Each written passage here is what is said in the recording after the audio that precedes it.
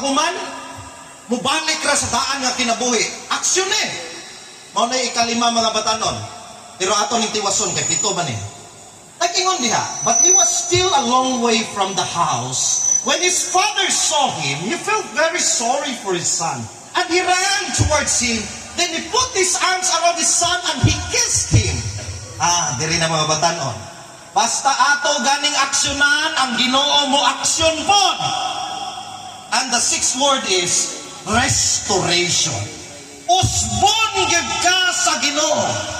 Kung ikaw gusto gyud ka nga mausab, usbon sa Ginoo imong kinabuhi.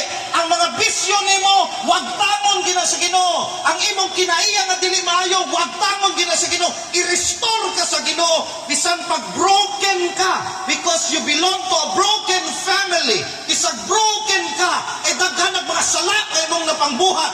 Pero kung mobalik ka sa imong amahan ngadto sa langit, iya dong usbon imong kinabuhi mga batanon, i-restore gid kaniya.